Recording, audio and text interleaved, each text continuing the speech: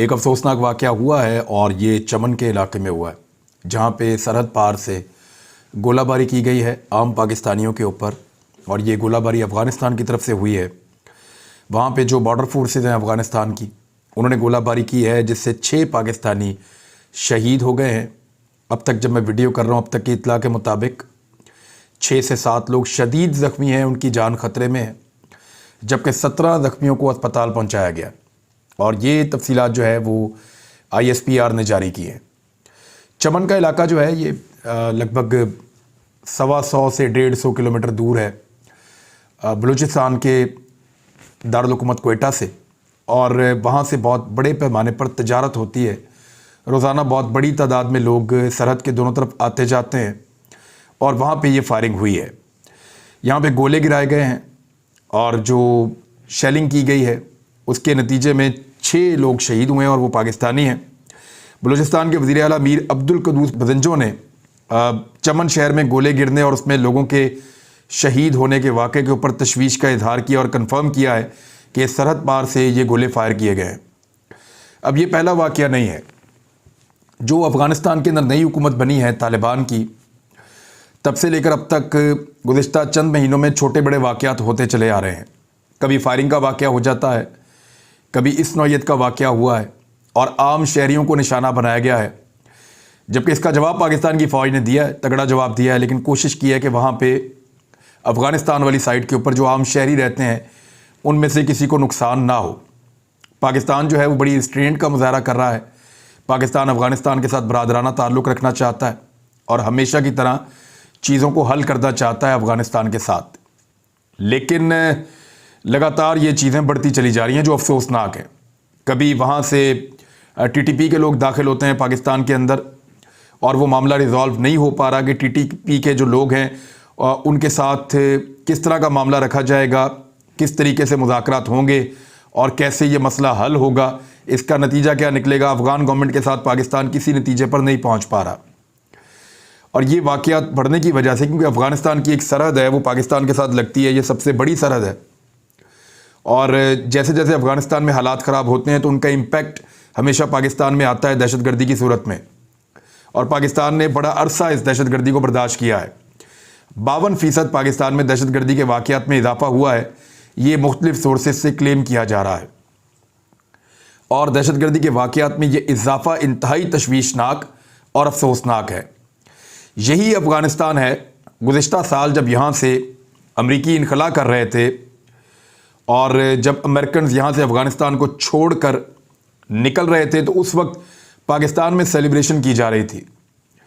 پاکستان کے اندر صحافیوں کو یہ بتایا جا رہا تھا اداروں کی جانب سے کہ وہاں سب سے بڑا لوزر بھارت ہے۔ جو فورسز آئی ہوئی تھی پوری دنیا سے، نیٹو فورسز، ان کا انخلا ہو رہا ہے، اور وہ افغانوں کے ساتھ لمبی جنگ کے نتیجے میں ناکام ہو کر واپس جا رہے ہیں۔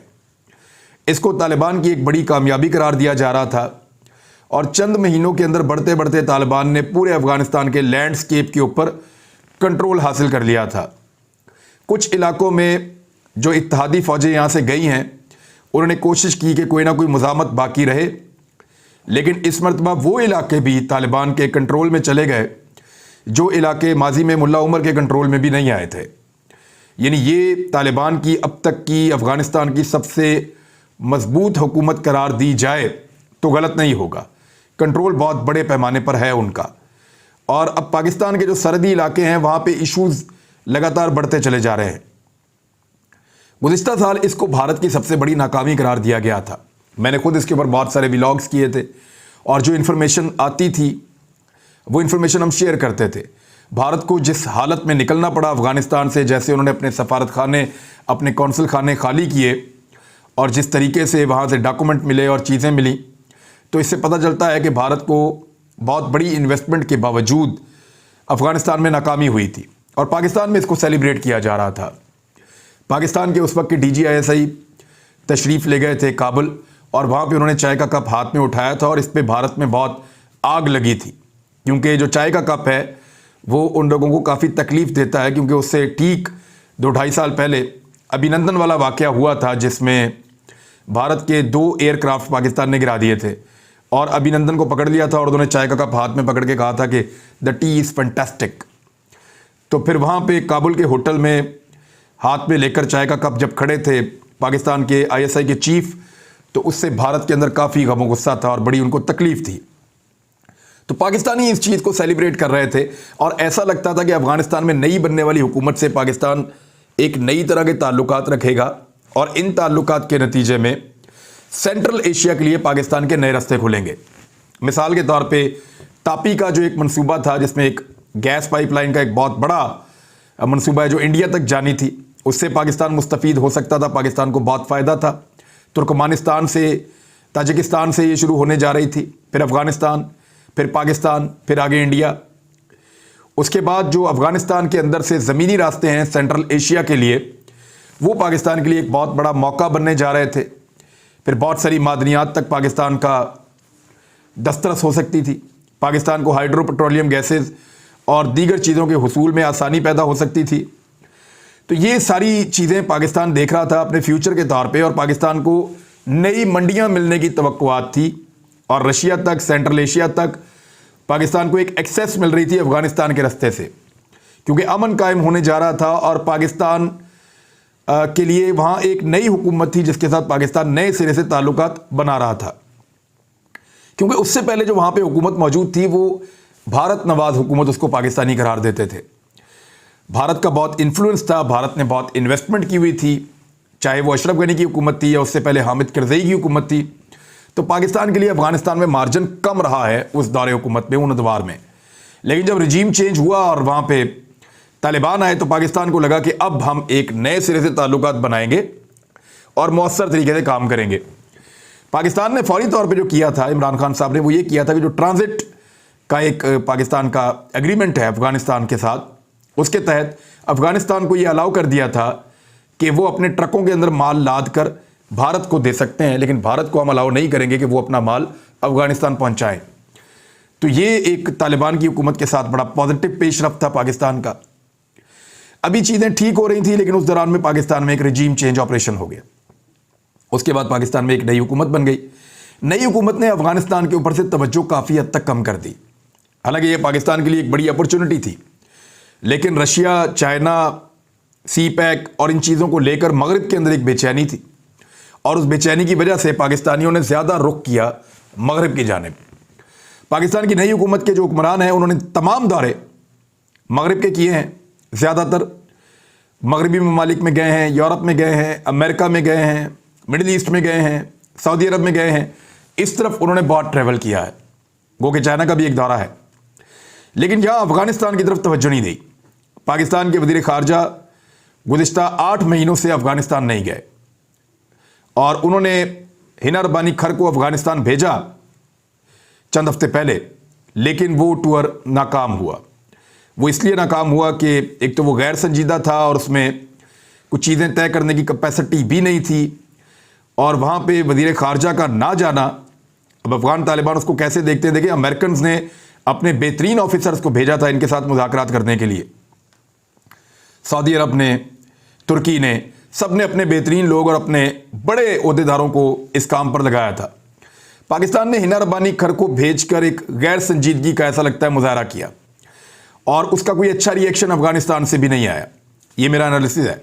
اور اس کے بعد بلاول زرداری جو ہیں وہ ابھی تک گئے ہی نہیں افغانستان میں. وہ یورپ کے ٹور پہ ہیں, وہ جاتے ہیں اس طرف جہاں فیفا ورلڈ کپ ہو جائے, وہ سوئٹزرلینڈ جاتے ہیں, وہ یورپ میں جاتے ہیں, امریکہ میں جاتے ہیں, وہ اس طرف زیادہ رہتے ہیں. اس طرف وہ کم آتے ہیں, پاکستان کے دورے پر بھی کم آتے ہیں. کبھی آئیں پاکستان کے دورے پر, سیلاب متاثرین کی حالت دیکھیں, ان کا بھی خیال رکھیں. لیکن یہ جو سچویشن پاکستان کے لیے پیدا ہوئی ہے, ایک تو یہ بڑا افسوسناک واقعہ ہے. موجودہ حکومت کا افغانستان کے پورے ایشو کو ایک سائڈ پہ رکھ دینا, افغانستان کے معاملے کے اوپر انٹرفیئر نہ کرنا, اس کے معاملے کے اوپر توجہ نہ دینا اور افغانستان کو نظر انداز کرنا. اس کی وجہ سے بھارت کو یا پاکستان کے مخالفین آپ کہہ سکتے ہیں, ان کو یہ موقع ملا ہوگا یا ان کو یہ موقع ملا ہے کہ وہ دوبارہ سے پاکستان مخالف عناصر کو وہاں پہ ایکٹیویٹ کر سکیں, پاکستان کے خلاف پروپیگنڈا بھی کر سکیں اور پاکستان کے خلاف نفرت کو ابھار بھی سکیں. اب نتیجہ یہ نکل رہا ہے کہ لگاتار پاکستان کو مشکلات کا سامنا کرنا پڑ رہا ہے. کبھی خبر آتی ہے کوئی باڑ اکھاڑنے کی کوشش کر رہا ہے, کوئی اکھاڑ کے لے جا رہا ہے, کبھی آتی ہے فائرنگ کا واقعہ ہو گیا ہے، کبھی آتی ہے کہ لوگوں کو داخل کیا گیا ہے، کبھی آتی ہے کہ اب شہریوں کے اوپر اٹیک کر دیا گیا ہے۔ یہ بڑی بدقسمتی ہے کہ پاکستان کی جو مغربی سرحد ہے، جس کو ہم قدرے محفوظ سمجھتے تھے اور ہمیں لگتا تھا کہ اب مغربی سرحد سے ہماری توجہ ہٹ جائے گی اور ہمارے اوپر جو ایک پریشر بڑے لمبے عرصے سے تھا وہ ختم ہو جائے گا، تو وہ اب ایک نیا چیلنج ہے پاکستان کی فوج کے لیے کہ اب اس ایریے کو پورے کو نئے سرے سے ان کو دیکھنا پڑے گا۔ اور پاکستان کی حکومت کی یہ کیپیسٹی دکھائی نہیں دیتی کہ وہ اب افغان حکومت کے ساتھ اس طریقے سے اپنے معاملات کو چلائے جیسے ماضی میں چل رہے تھے۔ اور توجہ بھی آپ نے دیکھا کہ اسٹیبلشمنٹ کی اور حکومت کی بٹی رہی بہت سارے دیگر معاملات میں، تو اہم ترین جو خطے کے معاملات ہیں وہ پاکستان سے نظر انداز ہوئے ہیں۔ بدقسمتی ہے ہماری۔ افغانستان کے جو طالبان ہیں انہوں نے کہا کہ حکام تفتیش کر رہے ہیں کہ چمن کا واقعہ کیوں پیش آیا۔ جو سہیل شاہین ہیں افغان طالبان کے ترجمان، ان کی جانب سے یہ سٹیٹمنٹ آیا ہے اور انہوں نے یہ کہا ہے کہ اجتناب کرنا چاہیے، مزید تناؤ نہیں بڑھنا چاہیے۔ ہم اس کے اوپر انکوائری کر رہے ہیں اور ہم بتائیں گے تفتیش کرنے کے بعد یہ واقعہ کیوں پیش آیا، اور دونوں ملکوں کو مل کر آگے کام کرنا چاہیے۔ انہوں نے اچھے جذبات کا اظہار کیا ہے۔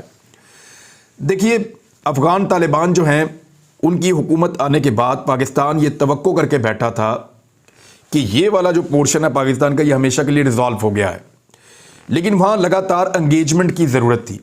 پاکستان نے سب سے بڑھ کے مدد کی تھی، پاکستان نے سب سے زیادہ ہیلپ آؤٹ کیا تھا، لیکن اس کے باوجود پاکستان کو بار بار مشکلات کا سامنا اسی سرحد کی طرف سے کرنا پڑ رہا ہے۔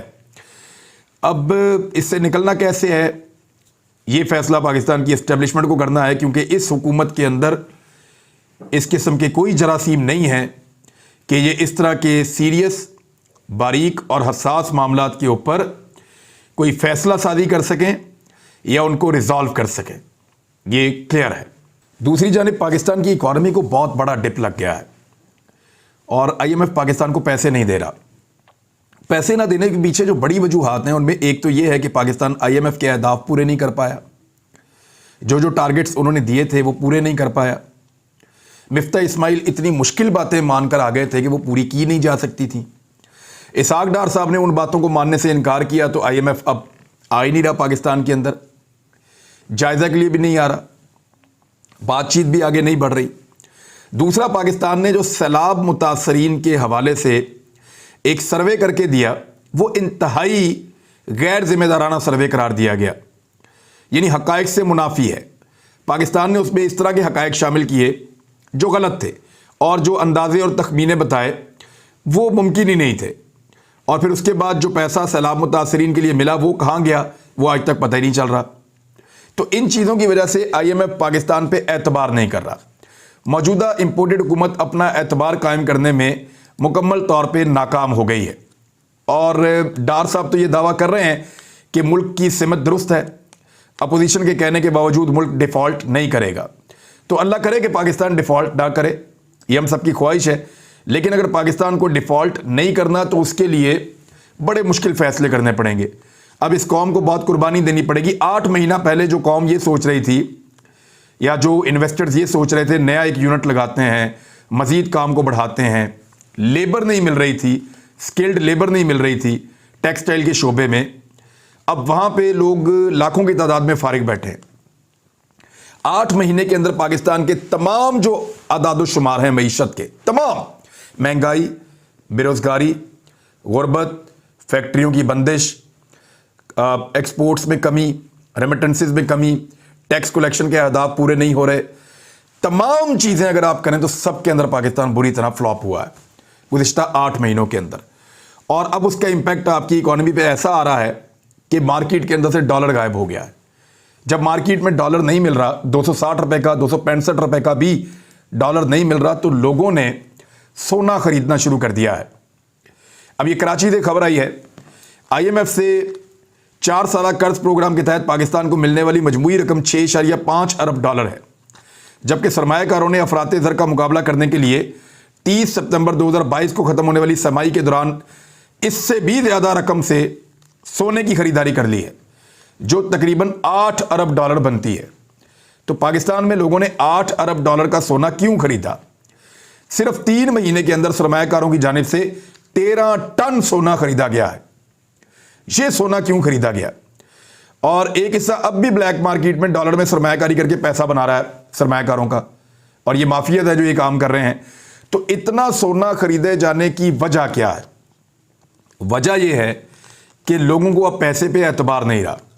सरमायाकारों को यह लगता है कि खुदा न खास्ता अगर पाकिस्तान डिफॉल्ट हो गया तो रुपए की कदर खत्म हो जाएगी और उनका रुपया जो है वो कागज के टुकड़ों में कन्वर्ट हो जाएगा। लिहाजा उनको सोना या डॉलर चाहिए। अगर मार्केट में डॉलर है, सही प्राइस पे मिल रहा है तो डॉलर लेंगे, अगर डॉलर सही प्राइस पे नहीं मिल रहा तो फिर सोना ले लेंगे और सोने से काम चलाएंगे, उसको इकट्ठा करके रख लेंगे। और वो तो इंटरनेशनल मार्केट में डॉलर और सोने की प्राइस जो है वो उसी तरह रहती है। अब ये सिचुएशन पाकिस्तान में बदकिस्मती से पैदा हो चुकी है और यहाँ तक पाकिस्तान को पहुँचाया गया है। तो नाज़रीन, ये पाकिस्तान की इकॉनमी की सूरत हाल है। अभी भी अल्लाह ताला से दुआ है कि पाकिस्तान में स्टेबिलिटी आए, इस्तेहकाम आए और ये बेचैनी ख़त्म हो, ताकि अभी 2 बहरान और आने वाले हैं, गंदम का भी और गैस का भी। अगर ये बहरान भी आ गए तो लोगों की पसली टूट जाएगी और पाकिस्तान के जो करता धरता है उनको तो ख्याल है ही नहीं। यानी सहूलतकारों ने ऐसी सहूलत फराहम की है इसहाक डार की सूरत में कि पूरा पाकिस्तान जो है वो जो ख्वाजा आसिफ कह रहे थे कि वेंटिलेटर पे है, तो एग्जैक्टली पाकिस्तान वेंटिलेटर पे पहुंचा दिया है इन्होंने।